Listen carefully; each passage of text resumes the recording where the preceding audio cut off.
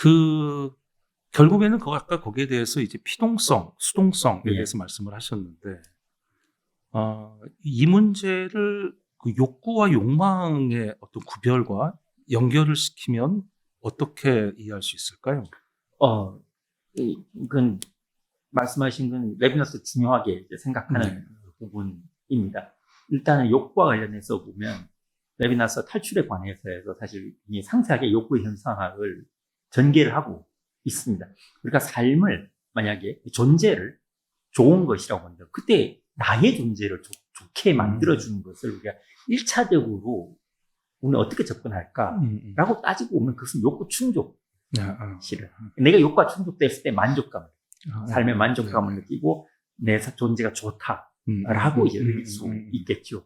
그랬을 때 우리는 그 존재의 완전성 또는 존재의 선함, 이때는 이제 존재는 어떤 추상적인 존재가 나의 존재를, 자아의 존재의 완전성, 나의 존재의 완전성은 당연히 내가 그것을 느끼고 체험하는 차원으로 들어가면 자기 충족을, 자기 충만일 것이고. 근데 그 무엇으로 우리가 충만해지고 충족되느냐? 그건 당연히 욕구입니다. 네. 밥을 먹었을 때 느끼는 포만감. 네. 네. 삶에서 무엇인가 성취했을 때는 성취감. 뭐 성적인 어떤 쾌락을 쫓았을 때 어떤 충족감. 이런 모든 것들이 욕구와 관련된 것입니다. 근데 그것이 이제 레비나스가 보기에는 오롯이 다 충전되는. 또 욕구가 소진되면 다시 또 다른 욕구를 찾고, 소진되면 또 다른 욕구를 찾는 그 굴레 속에 있다라고 썼을 때 보자면, 그건 역시나 결국에는 우리가 어떤 좌절 속에 역설적으로 더 큰 욕구를 찾고 더 큰 욕구를 찾지만 결국 충족되지 않는 굴레 속에 있을 것이기 때문에 또한 그것이 결국 우리 그저 있으면 쇠락할 수밖에 없는 하나의 운동 속에 있다라고 볼 겁니다. 근데 이제 나중에 욕망의 문제를 들었을 때는 레비나스는 형이상학적 의미로 설명, 욕구와 다른, 욕구는 철저히 우리가 존재하는 차원에서 얻는 우리의 부족한 것을 채우는 삶의 방식이라고 한다면, 욕망이라고 하는 것은 형이상학적 욕망이라고 해서 우리가 그 형이상학적 욕망을 추구한다? 그건 우리가 다른 것을 추구한다는 의미지 않아요. 레비나스가 보기에는 왜? 지금 여기에서 온전히 충족되지 않기 때문에 다른 것을 욕망하는 거예요. 다른 데를 욕망하는 거예요. 그게 타자에 대한 욕망. 그것을 꼭 우리가 지금 얘기하는 레비나스의 의미의 타인으로 받아들이지 않더라도 플라톤적 의미고, 지금 여기에는 우리를 완전하게 만들어주거나 선하게 만들 수 없기 때문에 존재 너머에 결국에는 조음의 이데아를 찾는 것처럼 그것은 없는 거거든요. 다른 것이거든요. 다른 것에 대한 욕망. 그건 이제 욕구와 다른 의미에서 설명하기 위해서 욕망이라는 말로서 이제 설명될 수가 있는 것이겠죠. 이제 그렇게 이제 구별할 수 있어요. 제가 딱 들었을 때는 그런 것 같았어요. 이건 뭘 제가 너무 일반화시키는 건지 모르겠지만, 이건 매우 희랍적 구별이 아닌가라는 생각은 했습니다. 그러니까 욕구는 파토스 같은, 그러니까 그야말로 이제 좀 수동적이고, 어쨌든 이런 욕구라는 거는 수동적이라는 의미는 무한 증식되고 아무리 쫓으려고 해도 결국에는 포착될 수 없는 것이니까. 근데 욕망은 약간 에로스 같은 그런 느낌이었었어요. 에로스라는 게 뭐 플라톤 향연에도 나오지만 나에게 타자인 것을 희고하면서 내가 완전해지려고 하는, 사실 뭐 이런 어떤 마음 상태 이런 거잖아요. 그런 어떤 희랍적 구별이 여기에 적용된 게 아닌가라는 생각은 했는데 그게 뭐 맞는 독해인지 모르겠습니다. 어느 정도 맞는 지점이 있고 다른 점이 있습니다. 네. 하나는 분명히 그리스적인 의미가 있습니다. 레비나스는 유럽인이고 그리스적 철학의 전통에 잘 훈련을 받은 사람이기 때문에 말씀하신 그 에로스적인 것이라고 썼을 때 분명히 다른 것, 내가 결여하고 있는 것, 타자에 대한 욕망에서, 근데 여기에 다른, 그것까지는 비슷할 수 있습니다. 근데 이것은 레비나스 보기에는 다시 자기를 회귀하는 운동이에요. 결국. 레비나스는 그건 이제 오디세우스에서 오디세우스가 밖으로 나갔다가 다시 집으로 돌아오고 귀향하는 그 운동을. 근데 레비나스가 거기에 대조를 하는 게 아브라함의 전통. 너는 본토 친척 아비 집을 떠나 내가 지시한 곳으로, 다른 곳으로 가라. 거든요. 아비 집을 떠 다시 귀향을 하는 게 아니라 알지 못한 곳으로 가라고 하거든요. 성서에서. 이게 이제 다른 의미겠죠. 그 레비나스는 분명 이제 전세서마 후반부에도 에로스 X는 X는 둘의 에고이즘니다. 둘만이 어떻게 보면 이제 이기적인 거죠. 왜냐하면 우리가 사랑에 빠지면 다른 게 중요하지 않잖아요. 그렇죠. 내 가족도 중요한 거예요. 이게 하이라이트가 그렇죠. 되죠. 아니 뭐 정치적인 상황이 중요한 것도 아니고. 네. 그런데 레비나스는 그래서 둘에서 끝나는 게 아니고 역설적으로 이 에고이즘이 타자로 연결돼요. 이를테면 아이 같은 전혀 다른 둘의 관계로만 끝나지 않는 다른 것으로 연결되거든요. 이 구조가 이제 그리스도인 것과는 또 다른 그렇겠네요. 의미가. 그러니까 에로스를 통해서 상승을 하는 게 아니고 자기로 돌아가는 것도 아니고 그것도 그리고 무언가 어디론가 회귀하는데 다른 곳으로. 그렇다고 해서 그걸 꼭 상승이라고 얘기할 수는 없는. 물론 레비나스 윤리적 의미에서의 초월이라고 얘기하지만 그때의 초월은 피한이 아니라 항상 이 세계 안에서 일어날 때 내재성 안에서의 초월일 겁니다. 만약에 현상적 의미로 하자면 아이는 여전히 우리 세계 안에 있는 것이기 때문에 그렇지만 그것이 나의 존재 강화나 나의 존재 귀환은 또 아닌 거죠. 아이는 뭐 부모님들은 다 아시겠지만 내가 어떻게 하면 안 되잖아요. 맘대로 안 되잖아요. 맘대로 하려고 해도 안 돼. 그리고 내가 아니라 그의 미래잖아요. 그렇죠. 그녀의 미래. 그렇죠. 요 어떤 하나의 욕구와 욕망의 어떤 구도에서 무한이 가지는 의미는 어떤 건가요? 어떻게 이게 무한과 연결이 되나요? 그 다른 것에 대한 욕망이라고 해서 결국에 이제 레비나스가 말하고자 하는 거는 그 다른 것은 타자겠죠. 근데 이때 이것을 무한으로 연결되는 거는 하나는 이제 레비나스는 프랑스 철학자이기 때문에 프랑스 철학자이기 때문에 역사적 증거가 굉장히 중요합니다. 그게 이제 결국은 데카르트죠. 마리옹이 데카르트는 시대를 알려준 철학자라고. 영국 사람들은 로크를 쓸 것이고 독일 사람들은 칸트였겠으나 프랑스 사람들이 항상 그 데카르트라고. 물론 이제 동의하지 않는 분들도 있어요. 이제 항상 사가로서 이때 보면 레비나스는 또 프랑스 사람. 데카르트의 정글. 데카르트가 첫 번째 성찰에서부터 하는 거는 결국 형이상하게 확실한 토대로서 우리가 토대로 삼을 수 있는 것. 또 학문의 시작으로 삼을 수 있는 건 역시나 생각한 나일 겁니다. 내가 생각하기 때문에 내가 생각한 한에서 대상이 발견되고 입증되고. 하지만 그걸로 그치지 않거든요. 첫 번째 그 사고 실험을 하기 위해서 심지어 이제 악신까지 내려오죠. 우리가 악한 신 수학적 확실성까지도 기만하고 있는 것은 아니에요. 하지만 그렇다 할지라도 내가 생각하는 것만큼은 이것은 확실하다. 근데 이제 그러면 이제 이 악신을 쫓아내요. 이 악신이 계속 있으면 결국 내가 생각은 하지만 결국 우리는 오류나 기만 속에 있기 때문에 그때 이제 셋째 성찰로 넘어가면서 데려온 건 신, 창조주 하나님은 무한이라고 데카르트 얘기를 합니다. 이 형식적 구조를 그대로 레비나스는 가져옵니다. 내용을 가져오지 않지만 이때 무한은 타자인 것이죠. 그랬을 때 우리는 한편으로 보면 우리는 주체로서 있는 것 같지만 또 다른 한편으로 우리 존재가 유지되기 위해서는 무한에 의존할 수밖에 없는 이 구조가 레비나스에 의해서는 타인과의 관계로 이제 설명합니다.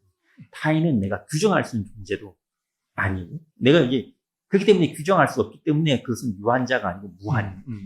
이것은 흔히 이걸 좀 범속한 예로 들자면 우리가 타인을 이래저래 규정하려고 하시면 이 모든 시도들이 어떤 경우는 되게 폭력적이죠. 너는 이런 존재야, 너는 저런 존재야. 폭력적이거나 실패하거나 이렇게 좌절하게 되죠. 그 자체가 어떻게 보면 무한을 보여줍니다. 내가 규정할 수 있는, 파악할 수 있는 범위를 넘어서 우리의 알미라고 하는 것. 존재는 항상 서양에서는 항상 인식하는 한에서의 존재이니까 그 알미 넘어서 존재자로서 노래하는 것은 역시나 그것은 타인. 이랬을 때 우리는 무한이 유한이 아닌 무한으로서 규정할 수 있는 것이겠죠. 그게 이제 좀 저한테는 사실은 두 갈래로 나뉘는데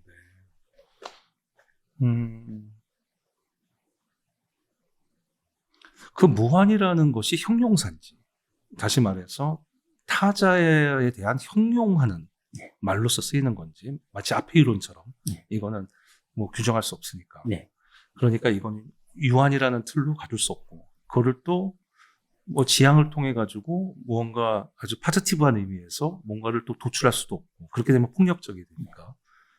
그런 의미의 무한인지, 아니면 무한이라는 것이 하나의 존재로 네. 있고, 그리고 타인이 그것에 가장 두드러진 어떤 형태로 우리에게 현상하는 건지, 어느 쪽에 더 가깝습니까? 일단 유한의 부정으로서의 무한은 아닙니다. 결국 레비나스. 이렇게 설명하는 방식에서 우리가 어떻게 보면 유한의 부정으로서 설명을 할 수 있을지 모르겠으나 여러 번 나오더라고요. 예. 부정성이 아니다. 예, 부정성이 아니다. 타인은 부정성이 아니다. 음. 그래서 이제 카스 아우토라는 그 자체로서 우리 앞에 현현하는 자로서 있는 것이기 때문에 그것은 부정성으로 접근할 수 있는 대상이 아니고, 결국 그럼 그 무한은 어떻게, 그러면 우리의 알을 넘어섰다 했을 때 어떻게, 그것은 윤리적 관계로서 도래하는 그래서 그 자체의 무함으로써 도래하는 것이므로, 그것은 그렇게 본다면 형용이 아니라 형용이 아니라 그 자체의 현시로서 봐야 될 거예요. 네. 그러니까 말 그대로 그러면은 일단 무한이라는 것 자체를 절대 타자로 예. 놓고, 네. 마치 신이 그렇듯 네. 놓고, 그것이 그러면은 타자 혹은 타인을 제외한 다른 무한의 영역도 있나요? 참 무한의 영역이라는 말 자체가 사실 옥시모론인데. 네. 레비나스에겐 무한이라고 할 수 있는 건 타인 이외에는 없을 겁니다. 물론 우리 신을 얘기할 수 있을 겁니다. 네. 하지만 레비나스에게서는 신이 직접적으로 말해준 대상이 아니고 무한으로서 이제 형용되는 이렇게 대상으로서 굳이 상정을 하려고 하시는 않습니다. 물론 말년에 가면 신학에 대한 이제 전체성과 무한은 신학이란 말 자체에 대해서 굉장히 레비나스는 부정적으로 그 대신에 종교라는 말을 더 신학이라고 하는, 역시나 그것은 묶여 있음이라는 뜻으로 다시 묶는다, 다시 정립, 관계를 재정립한다라는 의미에서 그 타인과의 관계를 이제 종교로 자기는 부릅니다. 왜냐하면 신학이라고 하는 건 결국 바깥의 어떤 최고 존재자의 대상을 불러오는 것이기 때문에 여전히 그것은 디알라지나 존재론적 로고스의 알매 체계 안에 있는 것처럼 우리가 상정이 되는 것이고, 그랬을 때 마치 타인을 신격화하는 것은 또 다른 그냥 존재론을 하는 것하고 뭐 별 다를 것이 없기 때문에. 그렇겠죠. 그렇게 되면 사실 함정에 빠지는. 함정에 또 빠지는 건데, 그걸 부정적으로. 말년에 가면은 신학에 대한 이런저런 질문을 받았을 때 대답을 하기는 해요. 여기에 대해서. 그렇지만 그때에도 신을 우리가 직접적으로 인식한다거나 증명한다거나 하는 그런 어떤 모든 시도에 대해서는 내면서 거리를. 그런데 그럼에도 불구하고 신적이다라는 거는 사실 부정하기 어려울 것 같아요. 왜냐하면 우리가 뭐 여기서도 사실은 그 표상이 아니고 계시다라는 말도 사실은 굉장히 뭔가 신성한 어떠한 것을 상정하고 있는 것 같은 그런 느낌이고, 물론 이제 그 계시라는 것이 무매개적으로 전달된다라는 뜻이라면 뭐 그렇게 받아들일 수도 있지만, 그렇다고 했을 때 굳이 계시라는 말을 사실 쓸 필요는 없는데, 또 이제 이런 생각은 듭니다. 그러니까 저를 A라고 놨을 때 BA들은 전부 타자겠죠. 그런데 그 BA들 중에 만약에 뭐 C라는 존재가 있으면 역시 저도 똑같이 그에게는 타자일 것이고, 이렇게 되면은 사실은 이게 마치 칸트에게서 서로의 어떤 그 권리 투쟁이 하나의 시민이라는 걸로 지향되듯이, 어찌됐든 너는 나에게 타자지만 나도 너에게 타자라는 어떤 상호성이 생기잖아요. 그 상호성의 문제는 레비나스에게 제가 거의 보지를 못해서 관심이 없는 건가요? 아니면 다른 어떤 그림이기 때문에 그런 건가요? 이제 상호성으로 설명되는 어떤 그런 방식으로서 주체와 타자의 관계를 놓는 것은 레비나스가 보기에는 항상 그것은 또 다른 중립적 항을 불러올 것이다. 다시 시민이라고 한다면 역시나 수상적인 어떤 공동체라고 하는 걸 상정하지 않고서는 나란히 놓이는 시민일 수가 없다라고 보는 거죠. 그랬을 때 이제 전체성과 무한에서 레비나스는 처음에 이제 상정을 하고 가는 그 발판이, 이것은 나는 주체성을 옹호하기 위한 것이다. 오히려 이 말을 하지 않습니다. 주체성을 변호하기 위한 것이다. 라고 했을 때 이런 주체가 어떻게 타인을 만나는 하나의 드라마적 구조로 이제 음. 보여주려고 하는. 철저히 내가 남 얘기하지 말고 내가 어떻게 타인을 만나게 되느냐. 그것도 매우 현상학적. 예, 그렇죠. 철저히 내가 어떻게 만나게 네. 되느냐. 이걸 한번 우리가 봐보자. 다른 데서 시작하는, 다른 추상적인 어떤 계기에서 시작하지 말고, 그랬을 때 본다면 그 타인은 무한으로 그 자체로 내 바깥에 있는 자이기 때문에 계시라고 우리가 표상할 수 있는 자가 아니기 때문에 계시로 쓰거나 아니면 에피판 현현으로 쓰거나 그렇게 도래하는, 외부에서 나에게 도래하는 자로 보아야 내가 거머쥘 수 없고 나와 전적으로 다른 자로 보는 거지. 그리고 내 안에 있는 어떤 삶의 체계로 보게 되면 결국 그것은 나와 견주어서 어떤 유기적으로 이렇게만 볼 수 있기 때문에 그것도 타자를 그 자체로 보는 그 어떤 시도와는 거리가 멀 것이다 라고 하는 문제의식을 보시면 될 거예요. 그러니까 사실은 그러니까 분리라는 개념하고 네, 무한이라는 개념이 네. 떨어질 수가 없어요. 떨어질 수가 없어요. 그러니까 이미 분리를 넘어서 뭔가를 매개해서 중립적인 어떤 항을 만들게 되면, 그래서 하나의 체계가 되면 이미 유한이 돼버립니다. 네. 그 체계라는 것 안에 엮이니까 결국에는 레비나스의 지향점은 탈체계고 탈이론이라는 점에서 보면 결국에는 분리를 있는 대로 냅둬라. 원래 그렇게 생겼으니까. 그래서 어떻게 보면은 이 전체 싸움과 좀 다른 각도로 보시면 굉장히 그 개인이라고 하는 주체, 물론 개인이라는 표현을 이제 우리는 보통 뭐 자유주의적 정치자에게 쓰는 표현이 그렇게 보지 말고 그냥 나의 존재를 개인이라고 놓고 본다면 레비나스는 훨씬 나의 존재를 어떻게 보면 살려주는 철학이라고 보셔야 되고, 타인의 타자성을 말하기 전에 방금 중요하게 말씀하셨던 그 분리라고 하는 거예요. 이 분리는 내가 어떤 역사로부터도 체계로부터도 절대적으로 분리된 존재라고 하는 걸, 그걸 이제 심지어 무신론자라고 표현하죠. 레비나스가 그냥 오해 중에 하나가 레비나스는 뭐 신학적이다, 뭐다 이렇게 얘기하는데 여러분 그것과도 상관없이 하려는 거예요. 오히려 더 현상학적이게 보이게 하는. 유신론자, 그거는 신에 이미 연결됐고 내가 거기 매달려 있는 존재. 그거는 분리된 존재가 아닌 거죠. 그렇게 보자. 마찬가지로 우리는 너무 쉽게 인간을 역사적 존재, 특별히 뭐 얼마 전에 선거도 있었습니다만 항상 선거 때 보면 다 역사의 심판을 받으라고 하잖아요. 상대방 진영. 그래서 그때 그 역사는 정말 모호한 의미이죠. 인간이랑 내라고, 나는 그냥 나의 주체이고 싶은데 항상 어떤 역사적 의미를 나도 모르게 부여하려고 하고 그 판 안에 나를 집어넣으려고 하고, 그때 과연 개인들이 있는가? 내가 있는가? 라는 문제의식이 사실은 레비나스에게 있었다고 봐야 될 겁니다. 그래서 타인을 성급하게 참 대시하는 게 아니라 또 한편에 보면 나의 존재를 구축하는 시도일 수도 있다. 분리한 무신이라고 하는 개념이. 그렇게 본다면 오히려 더 쉽게 이해될 수 있지 않을까. 또 친숙하게 이해될 수 있지 않을까 생각도 해봅니다. 그러니까 그런 점이 또 레비나스 철학의 큰 장점이 아닌가 싶은데, 이제 선생님 말씀을 듣고서 떠오르는 거는 일단 주체를 무언가 대단한 곳으로 놓는 순간 사실은 주체가 폭력에 노출되는 그런 케이스들을 저 스스로 많이 봅니다. 저는 뭐 대표적으로 좀 피테 같은 사람이 대표적인 것 같고, 사실은 저는 이거 딴 얘기지만 레비나스를 볼 때 저는 사실은 제 개인적으로는 저와 같은 편이라고 생각하는데, 제 어떤 철학적 입장과 저는 현재로는 제일 이제 가까운 사람이, 저는 아이리스 머독이 저하고 제일 가까운데 그 이제 머독과 레비나스가 물론 굉장히 많이 다릅니다만 어쨌든 그 체계에 대한 위험성을 경고한다는 점에서는 상당히 통하는 점이 있다고 생각하고, 그런 점에서 사실은 저는 제가 한 번도 제가 레비나스가 인용하거나 한 걸 본 적은 없지만 저는 쉘링과 굉장히 닮았다는 생각이 많이 들어요. 네. 물론 이제 입각점이 현상학적이라기보다는 쉘링은 좀 더 자연철학적인 면이 있지만, 어쨌든 중요한 것은 체계라는 것을 포기한다는 게 철학적으로는 사실 굉장히 어려운 일이잖아요.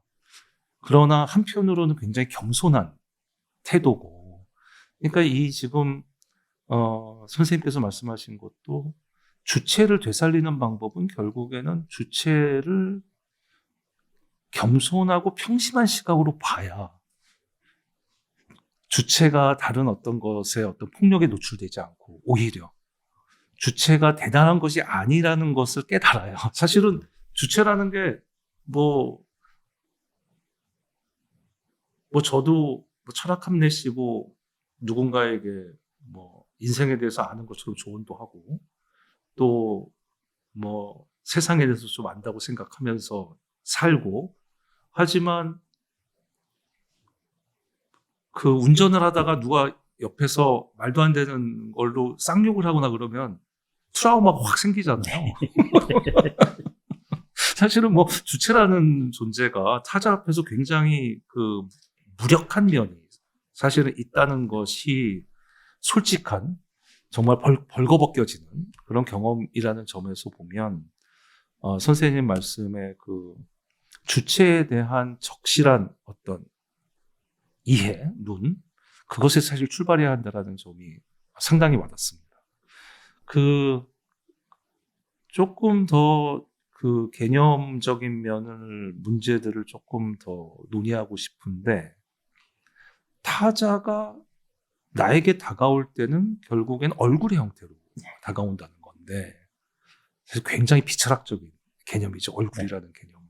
그리고 이제 레비나스에게서 가장 사실은 중요한 개념 중에 하나가 아닌가 싶은데, 얼굴로서 다가온다는 게 어떤 의미일까요? 또 여기서 이제 전체성과 무한에서도 얘기를 하다시피 전면적이고 정면으로 온다 이런 얘기를 하는데 거기 얼굴 개념에 대해서 좀 포괄적으로 좀 말씀해 주셨으면 좋겠습니다. 여러 가지로 설명을 할 수가 있습니다. 일단은 이 얼굴은 수상적인 것이 아니라 내가 직접 마주하는 인간으로 본다라고 봐야 지금도 마주하고 우리도 마주하고 네. 마주하고 있습니다. 네. 근데 이때 마주함이라고 하는 것은 물론 이제 이렇게 되는 거지. 안 마주하는 게 있느냐라고 말할 수 있겠지만 안 마주하죠. 지금 왜냐하면 왜 우리는 안 마주하느냐? 우리는 체계 속의 사람 많은 경우에 있어가지고 이를테면 요즘같이 정치적 투쟁이 많이 있는 어느 진영에 속한 사람이냐였을 때 직접 만나도 얼굴 보지 않을 거예요. 그러니까 이번에도 보면은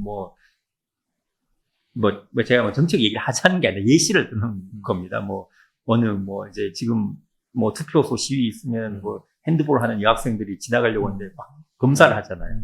그거는 그 사람 얼굴로 대하는 게 아니라 너 어디 진영이야? 그렇죠. 어디 속했어?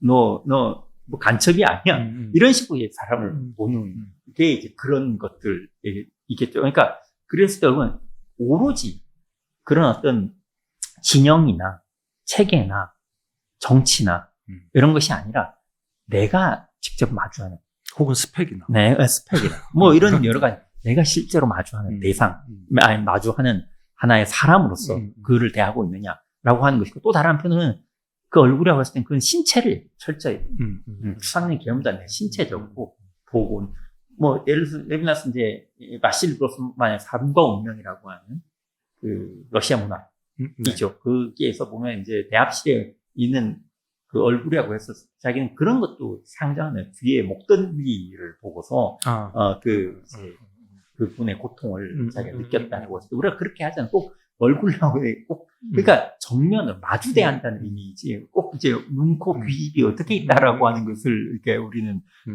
얘기하는 건 아닐 것입니다.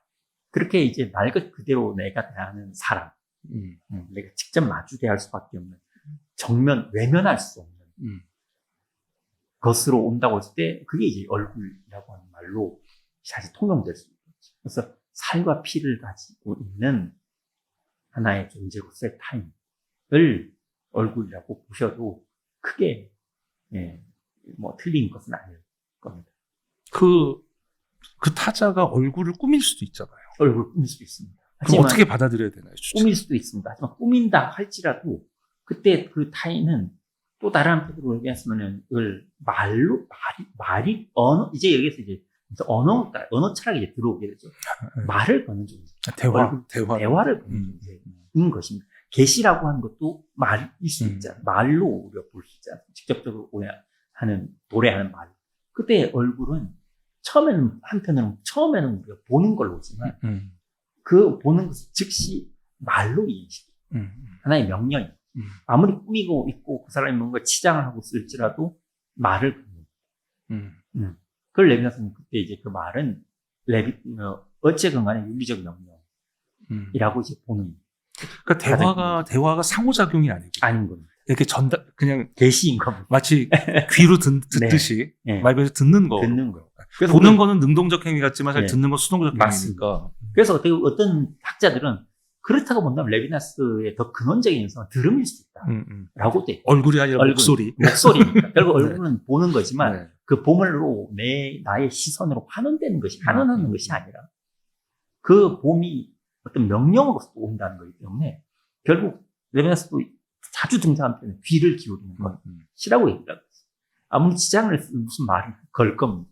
그때 내가 귀를 기울이고 있는 그때 내가 그 명령을 듣고 내가 순복하는 어떻게 내가 그 명령에 반응하느냐, 응답하느냐의 문제이기 때문에 사실 그 또한 얼굴은 부음이기도 하고 말이기도 합니다. 그러면 네. 그냥 그가 건네는 말을 그대로 믿어야 되는 건가요? 아니면 나름의 제 스스로 안목을 가져야 되는 건가요? 거기에 대해서는 별로 얘기하지 않습니다. 아, 그렇군요. 왜냐하면 내가